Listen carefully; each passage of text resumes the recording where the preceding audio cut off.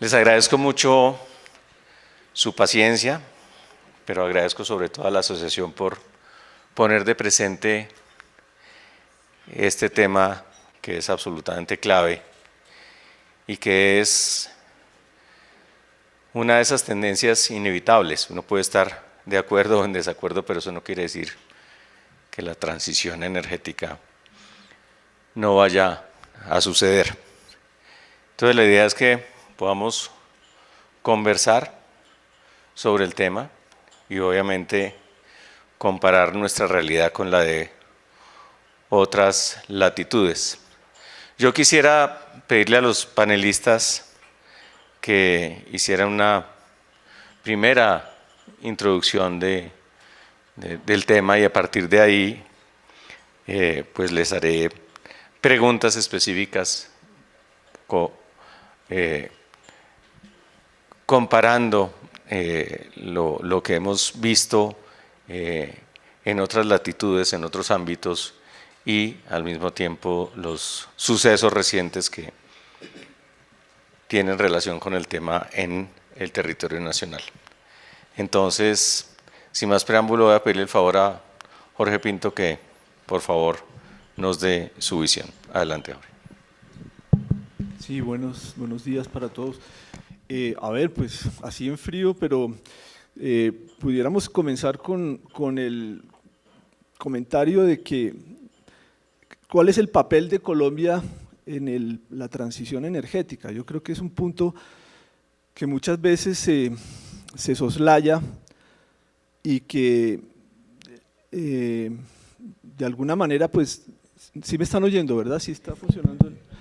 Se soslaya y porque entramos en el debate, pues entramos ya en profundidades de cómo se debe hacer, cuáles son los energéticos que se deben, digamos, excluir, cuáles deben ser los caminos que se deben recorrer, en fin, todos los debates, pero yo creo que lo primero que tenemos que hacer los colombianos es preguntarnos cuál es el papel de nuestro país en ese proceso, tanto a nivel exterior, o sea, mirándonos de cara hacia la comunidad internacional, como mirándonos a nosotros mismos dentro de nuestro país, dentro de las fronteras de nuestro país, y viendo qué es lo que esa transición significa para nosotros. O sea, olvidémonos un poco del discurso internacional y pensemos en nosotros mismos, seamos egoístas, y egoístas en el buen sentido de la palabra, no egoístas en el sentido de no compartir o de dejar que otros hagan la tarea por nosotros, pero seamos egoístas en el sentido de que uno primero tiene que pirar, para poder ayudar a los demás, uno primero tiene que ayudarse a sí mismo. Entonces, mirando desde el punto de vista internacional, ¿cuál es el peso que Colombia juega en la transición energética?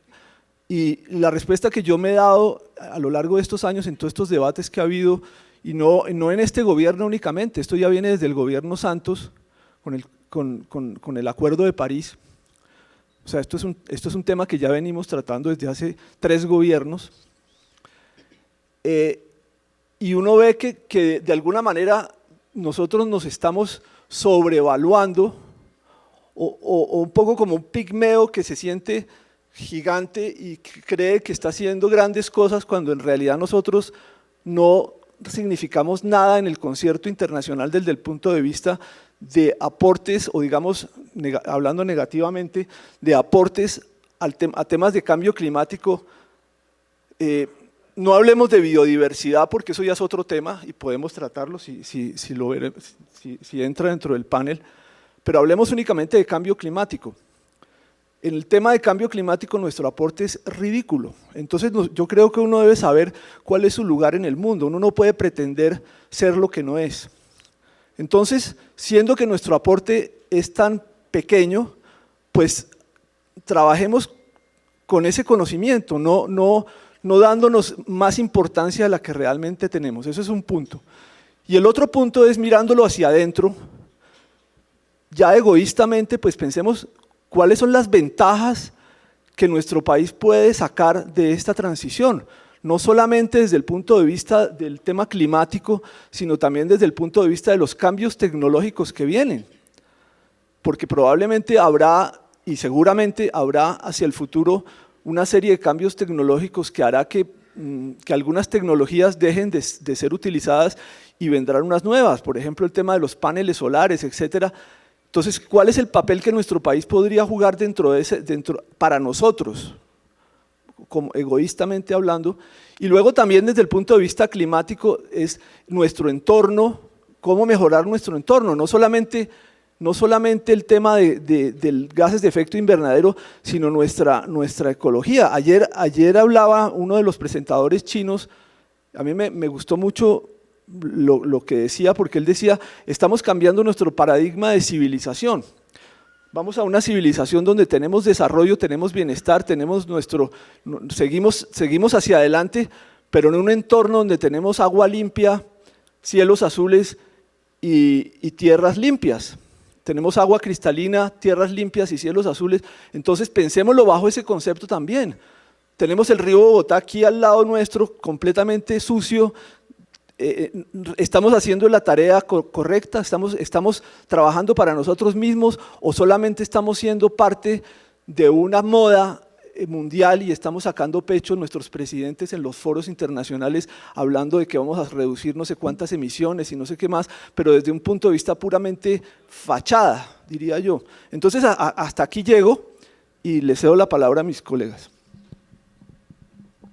Gracias, me parece muy interesante ese planteamiento para de alguna manera contrastarlo con pues lo que hemos visto desde hace menos de 2 años. A Lisa Ruiz le correspondió parte de poner en marcha una visión pues que se expresó en la pasada campaña presidencial, pero que obviamente tomó forma con la llegada del nuevo gobierno y quisiera, más allá de que obviamente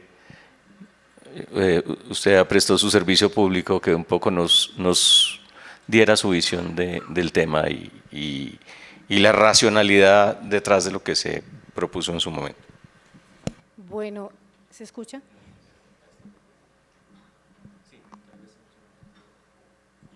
¿Se escucha ahora? Sí. Buenos días para todas las personas que están acá, gracias por la invitación a este panel y pues pasaré directo a lo que voy a hablar ahorita pues desde mi posición como profesora universitaria y académica en temas precisamente de economía y política de la energía. Todas las preguntas que se hace el colega surgen porque no tenemos una política energética clara, es lo primero. Entonces, cuando un país se sienta y escribe su política energética y dentro de su política energética uno de los puntos es la transición, sabe hacia dónde va, cuánto de cada tecnología tiene que impulsar y el cómo. Entonces, desde que salió la ley 1715 de 2014, que es la ley de la promoción de energías no convencionales, luego creo que en el 21 sale o 19 sale la de transición energética, no hay una sola meta cuantitativa que nos diga cuánto de energías renovables vamos a promover desagregado por bandas tecnológicas. Entonces, es algo que ha sido un error en el planteamiento y en la formulación de la política pública en este marco de la transición. 2. Un error pues que es garrafal y que creo que todos en nuestras diferentes profesiones nos dicen cuál es el marco conceptual. En cualquier investigación, en cualquier asignatura, entonces, ¿qué es la transición energética? En Colombia, usted le pregunta qué es la transición energética a un público como ustedes y cada uno va a decir lo que cree que es la transición, más no la definición de la cartera encargada de decirle a todos los colombianos la transición en Colombia, la transición energética, bajo este marco normativo es lo siguiente y hace su definición. Obviamente transición energética es una noción que cada país construye de acuerdo a su economía, de acuerdo a sus recursos, entonces debe ser definida por las naciones. Entonces en Colombia tenemos personas, por ejemplo del gobierno, que piensan que la transición energética es la sustitución de los hidrocarburos. Entonces, ese es un planteamiento que se puede tener. Sin embargo, y yo aquí sí quiero resaltar algo que leí del documento blanco que saca China en esa nueva era energética, y es que uno de sus pilares es que la transición energética es la diversificación de fuentes. Entonces ahí empezamos a tener una gran diferencia hacia dónde vamos. Entonces, si consideramos que transición energética es sustitución, estamos diciendo que vamos a dejar de usar unas fuentes energéticas y a promover otras, mientras que si planteamos que transición energética es diversificación, vamos a tener de todas las fuentes para los diferentes usos y aplicaciones. Digamos que sería como el primer elemento que quiero agregar, pues para dar paso a mis compañeros del panel. Muchas gracias. Escuchemos a Johan Hale de Huawei. ¿Me escuchan? ¿Se escucha? ¿Ahí? Sí. Bueno, como saben estoy jugando de visita, así que les voy a ir narrando. Sin embargo, he trabajado en Colombia, soy de Chile, y les voy a plantear mi percepción a los temas que han conversado. Voy a empezar brevemente jugando local, explicando un poco cuál es la situación en Chile actualmente. Siempre nos dicen Chile es la referencia de la región. Sí, Chile es la referencia de la región de energía renovable porque somos afortunados de tener el desierto de Atacama, el desierto más árido del mundo, pero eso acarrea también un sinfín de cuidados que no tuvimos en su momento, que fue justamente la canibalización de fotovoltaica. En Chile, durante un plazo de 6 a 7 años, hubo una instalación masiva de instalaciones tipo fotovoltaicas, las cuales acarrearon una serie de consecuencias. Como ustedes saben, en el mercado chileno, a diferencia del mercado colombiano, nosotros trabajamos con mercado a costo marginal. Y la definición de costo marginal para fuentes renovables es cero. En otras palabras, si la fuente mayoritaria es renovable fotovoltaica o eólica en general, las plantas, cuando tienen que participar en el mercado spot, el mercado instantáneo de energía, venden cero.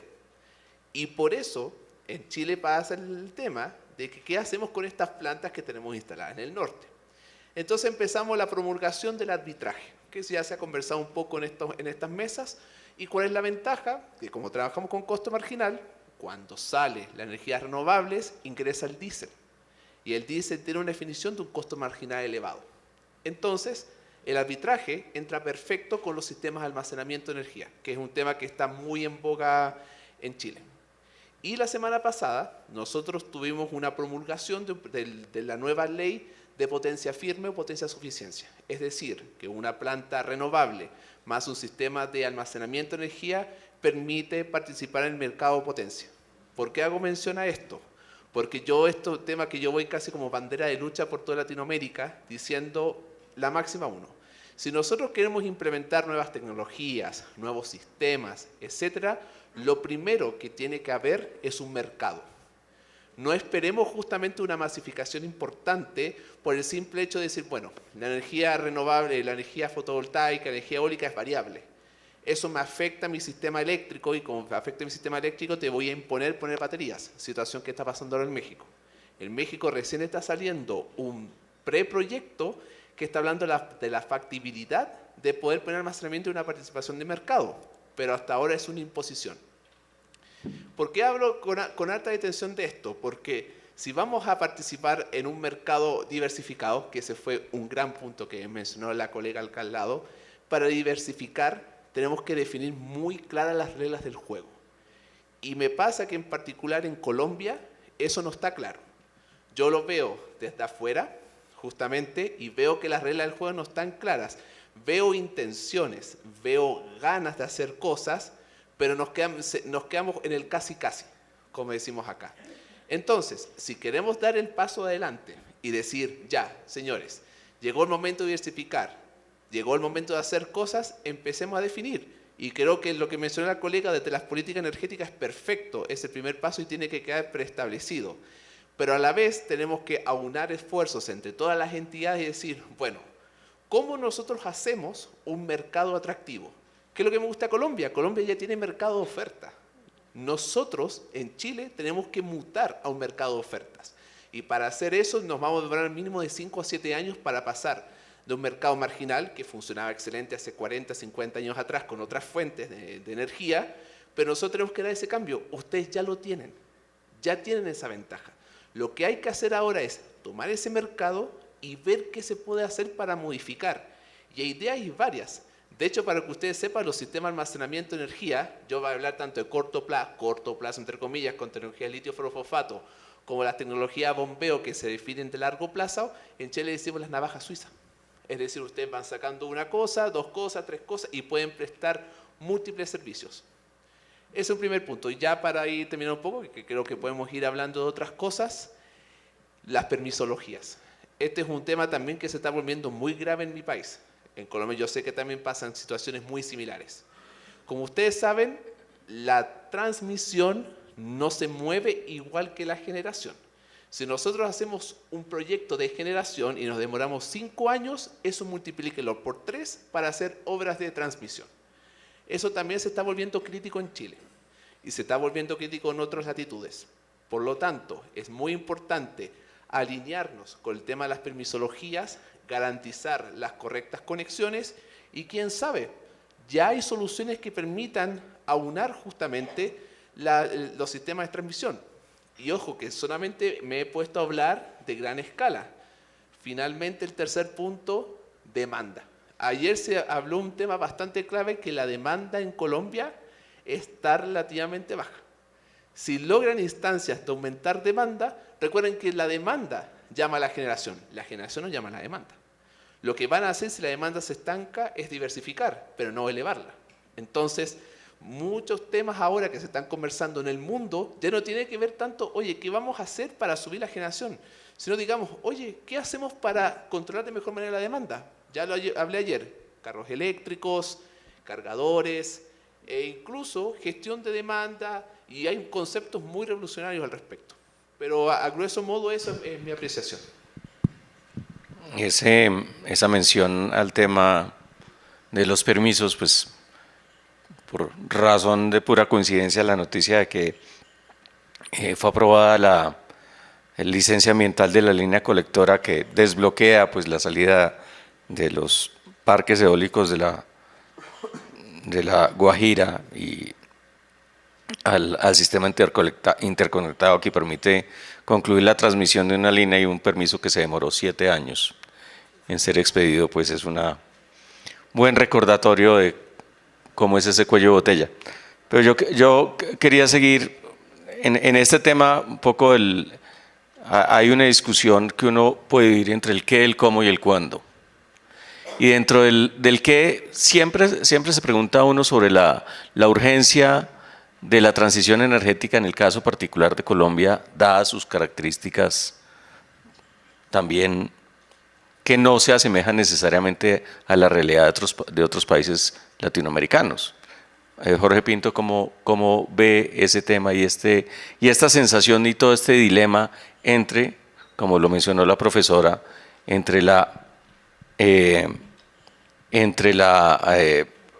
apertura de fuentes adicionales o la sustitución?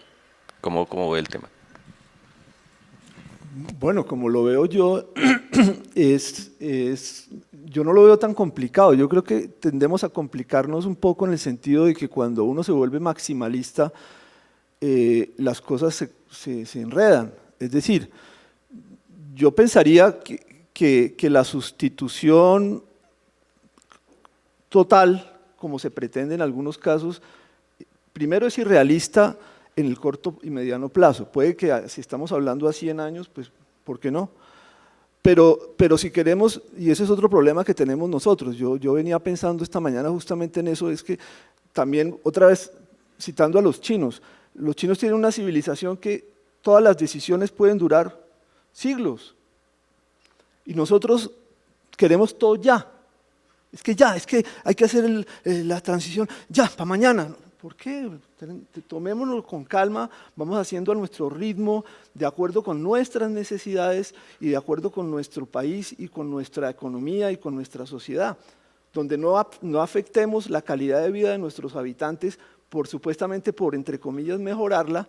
O sea, ¿qué sentido tiene cerrar minas de carbón donde hay gente que está viviendo de eso únicamente por el prurito de sacar la cara ante el mundo, entre comillas, cuando el mundo ni sabe quiénes somos nosotros? A mí, yo estudié en Francia y había un señor que me decía todos los días, ¿cómo va Bolivia? Le decía, no señor, yo no soy boliviano, soy colombiano. Entonces, la gente ni siquiera sabe dónde queda nuestro país, muchas veces, en general, y pretendemos salir al mundo a decir que somos los grandes cambiadores del tema ambiental. No, las cosas hay que hacerlas pausadamente. Entonces, sustitución total, no, tiene que haber una complementación, obviamente que con una tendencia, con un sesgo permanente, digamos una desviación permanente hacia las energías renovables, o sea, en el largo plazo, para allá vamos y allá vamos a llegar, pero con calma, sin precipitarnos, sin pretender hacer todo para allá, porque lo único que vamos a sacar con eso es malos humores y de que las cosas no funcionen. Se mencionaba el tema de los permisos ambientales. Venimos trabajando en el tema de las renovables de La Guajira desde hace, ya vamos para 10 años, y nada que salen. Entonces, tomémonoslo con calma, hagamos las cosas tranquilamente, sabiendo cuál es nuestro país, cuáles son las características nuestras, sabiendo que tenemos unos permisos ambientales muy complicados, por burocracia muchas veces, ni siquiera es por temas ambientales, sino por burocracia, porque no tienen el personal suficiente y entonces se atrasan las cosas. Tenemos unos problemas sociales de los permisos, digamos, con las comunidades que son eternos. Entonces, se irán haciendo los proyectos, con calma, vamos haciendo, tranquilos, no hay afán, allá vamos a llegar. Hay que tener un sesgo, sí señor, la tendencia es a que vamos a ir reemplazando paulatinamente los hidrocarburos y allá llegaremos. Pero tiene que haber un proceso en el cual haya no una sustitución sí, pero gradual, donde haya una diversificación primero, como primera etapa, primero se va diversificando, o sea, diría yo, si queremos llegar en generación eléctrica a un 30% de generación con eólica y solar, ¿por qué no? Lleguemos allá, hagámoslo, me parece razonable, pero no queramos hacerlo mañana. Tranquilos, calma, allá vamos a llegar. Y mientras tanto, pues vamos haciéndole, vamos dándole. Y vamos sustituyendo poco a poco, diversificando. ¿Qué estamos haciendo ahora? Diversificando. Tenemos 70% de generación hidráulica y 30% de generación térmica, de la cual esa térmica está dividida entre la mitad que es gas y la otra mitad que es entre carbón, o un poco menos de la mitad que es carbón con líquidos, que son hidrocarburos y que queman al ambiente. Ahora, la generación mayoritariamente es hidráulica, que es limpia. Entonces, sigamos trabajando en esa dirección, vamos haciendo plantas solares, vamos cambiando la regulación, como decía aquí el compañero que decía que hay que ir cambiando la regulación, porque obviamente ya no es lo mismo tener plantas solares y eólicas para temas de despacho, para temas de valoración de la energía, el tema de almacenamiento. Hay una cantidad de temas técnicos y regulatorios bien complejos y hay que darle tiempo al tiempo. No queramos hacer todo para mañana, para ir al foro de Davos allá a decir babosadas. Qué pena la palabra. Esa no es la idea. Nosotros no, como les digo, ese señor me preguntaba todos los días, ¿qué? ¿Cómo va Bolivia? Yo le decía, ¿cuál Bolivia? Colombia. Sí, entonces, seamos razonables, seamos quienes somos en el mundo y pensemos en nosotros. No pensemos tanto en darnos lustre en los foros internacionales.